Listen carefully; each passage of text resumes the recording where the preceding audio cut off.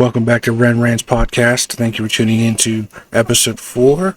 We continue with our guest, Justin Cox. So all you have to do is press play, sit back, and relax. It's either one or the other, and it can't be a combination of the both. But I think it truly is a combination of both. I think most things lie in the middle, So I watched a video the other night, and this is what keeps playing in my brain and hooking me up right now. I watched a video the other night that it talked about the timeline and, our universe. And what we don't understand is our universe is the same as a strand of DNA. Okay. Infinitely and folding over upon itself. Okay. And it's a linear thing. It keeps fucking going, but it's an infinite. And it was really cool because it, wrapped into how DNA is, like, we think of storing things as zeros and ones. That's what we use. We use binary to store shit, like our USBs, all that stupid shit is ones and zeros, and that's how we think the world processes it. But in reality, all our data is stored on DNA, which every living thing, everything is stored on DNA. DNA code. So DNA is the inevitable code of the universe, and it's always like, listen. They're saying, listen, 11,000 years ago, 7 days, in 7 days, in 6 days, this cataclysm happened. And on the 7th day, and this is where we get a lot of our religious texts and stuff, because you got to look at, the time frame. You're talking the 1st century, or what we call the 1st century. I wanted to go back to your 11,000 years ago and your 6 days things, because there is evidence that that 11,000 years ago, around that time, before that, few thousand, maybe another 30,000 years before that, actually maybe even longer, but we'd actually be right in line for another. It's basically a pole shift. It is and they were talking about that, and they talked about that and how that works, and it's essentially the inner core is what's shifting and changing, right? But they were talking about, so it was only like 2 years ago or 3 years ago. The South Pole was moving at like 5 miles per hour. This year it's moving at 40 miles per hour. That's probably a significant change. I don't know if that's completely accurate, but I get the concept. Those were the numbers that were. I remember those numbers because they were the ones given on the 40 miles an hour. They're moving pretty. That's you're traveling down the fucking roadway. Right. You know what I mean? I understand. But if an entire, because if the pole were to switch, they were saying it's going to hit a point that the whole nobody on going to shift. They're talking about like 11% of the Earth would survive. Yeah, like there would only be. But that's what they were talking. This is what Graham's talking about, because he's saying that at that time you notice that our magnetic fucking field is weakened, so we're more susceptible to solar flares and all of that kind of shit. He's saying that at the same time that all of this stuff was happening, we were also getting pelted by asteroids, right? Which falls in line with a lot of things. I mean, even when you look at the fucking dinosaurs extinction and everything like that, you look at that, you find all kinds of dinosaurs that would never coexist together, all in almost essentially a fucking fetal position, You're right. Something happened. And it's going to happen again. They're not going to fucking tell us. They're not going to give us any warning. Fucking the reality is they're going to look at us and they're going to play us going to work every fucking day right up until it happens. I mean, the movie fucking Don't Look Up. That's a prime example. I've been meaning to watch that. My mom watched it. She loved it. And I always forget about it. Because I'll see something about it. I'll hear about it. I'm like, man, I need to watch that movie. You do. And then I'll forget about it. So you really do. And I think the reason that your mom loved it was because of the way that it ended. Unfortunately, I mean, don't tell me. I'm no spoilers, but like it really makes you appreciate and think about what we have. Yeah, I'm definitely gonna check that. Like I highly recommend that movie. It is hard to watch. I mean, not a sponsor, but yeah. Shit, dude. Most of the movies nowadays are hard to watch. I mean, you look at the movies that we watched when we were younger, and I mean, how many of those have come close to having a reality-based backing? I think the one disaster movie that most of us would go back to from us growing up is probably Armageddon. Oh, dude. You know what I mean? Even though that's probably the least scientifically factual. But that was Deep Impact too. I liked it. I mean, those two both. They were both. I mean, but I'm not even talking. There was a lot of like meteor movies back, asteroid movies back then. Think about the Day After the Next or whatever. Day After Tomorrow. Yeah. Day After Tomorrow. 2012. Yeah. 2012. You know, that was a good one. But see, that was a spin on that. And 2012 is almost like the polar shift thing that I struggle because they go. It's almost like the global warming was but they played on the arcs. They played on Ark. They played on, biblical stories. Yeah. And they started to do that with some other mainstream movies, which I like Noah. It was. I enjoyed the movie. I enjoyed it, but it was boring. It was boring. Very. But at the same point in time, listen. I think that they're. I mean, I don't know. I wasn't even talking. I was talking like Minority Report. That's like you start going down that and look at what they said was going to be possible back in the 90s. They're action movies that are made up and far fetched, and I just want that board thing he has with the fingers. Well, shit. Now I'm thinking about fucking. I mean, what was it? It was Alien, right? The movie Alien. What about it? Fucking the thing she walks in. Oh yeah, look at Jeff Bezos. Yes, dude. This is what I'm saying. Like, we literally have one. That's real shit. I mean, the future is terrifying. But it all goes. So to tie it all up, his theory is that there was a more advanced society than we currently are here. So I struggle with because. Okay, so now we're into like Assassin's Creed territory, to where like we don't have any proof, not really, that these things actually existed. But for them to have accomplished some of the things that they're saying they accomplished, but you can't attach what you like this wild theory. No, but but essentially what they're saying is also a wild theory, because how are you going to sit there and truly justify people moving? Yeah, but it's more stones that are 100 tons over 200 miles away out of quarries. But we have proof that these people existed. We know they existed. We don't deny that these people existed. So we're going to make up a race of civilization. But we're not making it up. There is evidence. But what real evidence? Okay, and you got to dig into Egyptian, and this is where you have to look at a lot of pseudoscientists in the Egyptian archaeology and all of that, and mainstream. Okay, there's pots. Look up there's Egyptian pots, okay? And there's pots that they have that they found amongst, and this is a problem with like carbon dating and shit like that. They can't date stone. You can't date stone. Okay? Yeah. You can date artifacts that you find by it. So they can't date the pyramids. But on top of that, they found these stone vases, okay? To the point where it would have to be machine milled to get the precision that they have as far as the circumference from the bottom to the top, the level, the handles on both sides, where they're located. They have a handful of these ones, right? So where would we find these, to see them?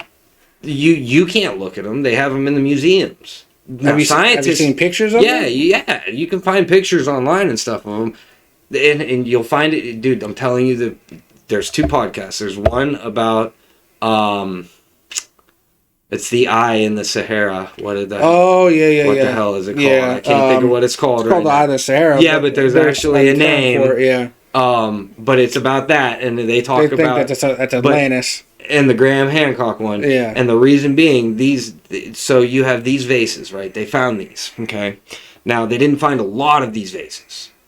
But then amongst them, they found what we would call counterfeits or fakes or imitations. Now, what do you do if you see something? I mean, you see it in our architecture.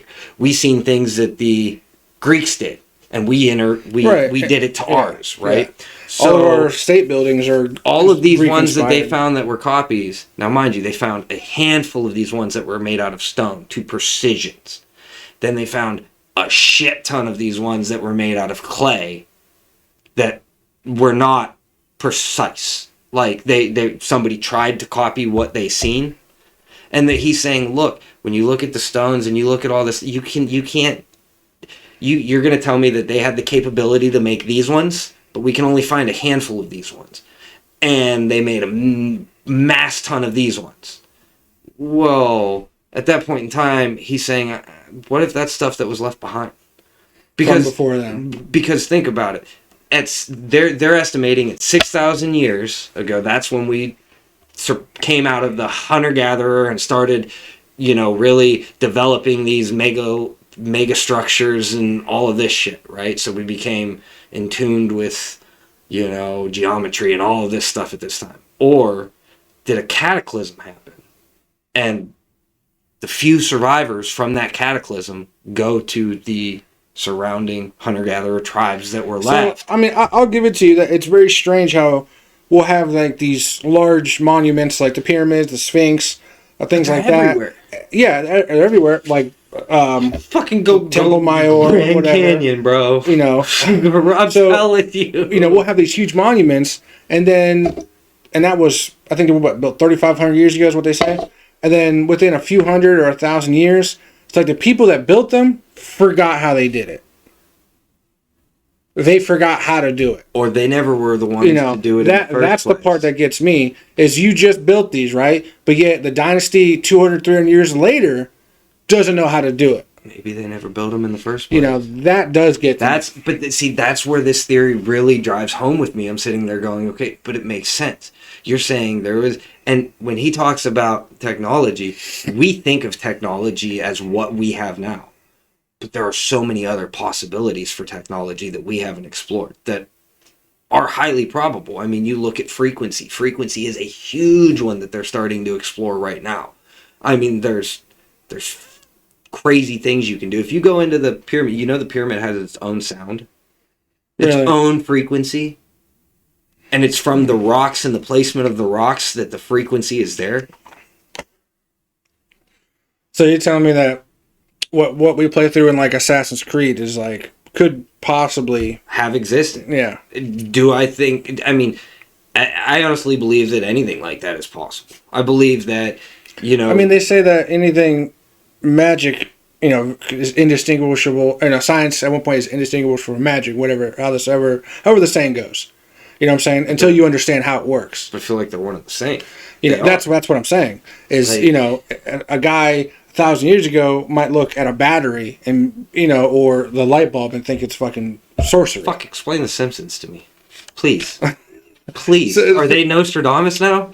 I mean, some of them are actually what's called post-diction, which actually some people will edit them to make it look like right, and I get that. But there are some things. The majority of the ones that they have done are fucking well before. Look, you seen that video of the so-called petrified angel that they dug out in fucking the Middle East somewhere, right? Giant fucking statue. The thing is on its knees. You'll have to look that up because it's crazy. There's a Simpson episode like fucking shit back in the 90s that depicted them finding this thing. I have to look into a little bit different. Like, it's not in the same format. This thing's laying down. Like the one that they find in The Simpsons, it's laying down, and like then she uncovers the wings, and they're like, "Oh, what is this?" The one that they discovered is kneeling, and like its wings are, But I mean, like, come on. I don't know. I think everything's coming to a head. Because eventually, either we're gonna find out the truth, or we're all gonna die. You know what I mean? Like either it's gonna come out and we're gonna find out what's happening, or civilization is like it's gonna. Our energy is gonna move on.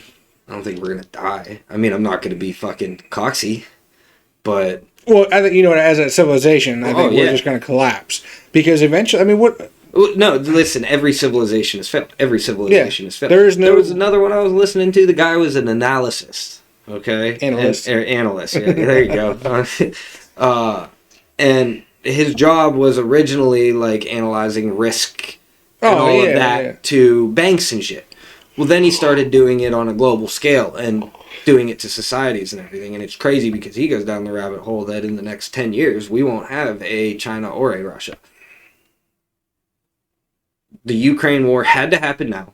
And the reason that it had to happen now was because Russia, their retiree age outnumbers their youth. Really? They have more retirees. So they had to do it now because in 5 years from now, they wouldn't have the youth to do it, right? And on top of that, China, he's talking about how, they've lied to us about their population for a while. They said it was more than it actually is, but they're at the point where their retirees are outnumbering their youth. But then on top of that, they had the one-child rule, and most people only wanted a man. Yeah. Well, then what happens when men don't have somebody to mate with? You don't have children. Right. So apparently, but because of Ukraine and everything, and the food, like, China is the number one importer for food, and they are the number one importer for energy in the world, and they're last on the list. The only reason they shot themselves in the foot. The only reason global trade was even a real option was after World War I, and the U.S. Navy started patrolling all the waterways. They opened up trade to everybody. There we go again, being the world police. Listen, that we tried not doing that, and that went bad too. And, I think America is always in this position of damned if you do, damned if you don't. Because let's say we don't help anybody, right? They're going to scream for us. America, come save us. America, why aren't you doing anything? Why aren't you sending money or aid? But then once you send a fucking dime, oh, look at our weak president bending over backwards for commies or for this or for that. You can't win. You can't win.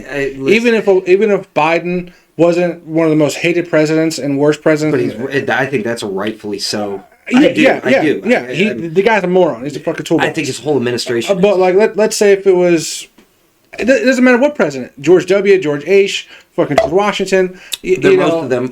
Listen, I think that we've seen two truly good presidents for this country. Two. Both shot. Both were shot. Talk about Lincoln and Lincoln and JFK. Yeah. I think they were actual presidents for this. I do think that, listen, I won't condone what the man fucking said. I think he was a dumbass when he opens his mouth. Oh, Trump? I do. I think he's a jackass when he opens his mouth. I do think that he did have America's best interests at heart. I do. I think he has the hardest time conveying, because he's kind of a sleazebag. He went after, but the first thing that man did was went after the media, and it was a smart move to make, because let's look at what the media beat the shit out of him. We watched, when we were younger, dude, we watched fucking world news take place. It was world fucking news. Didn't matter if it was grim or not. We seen it happen. It was real reporting.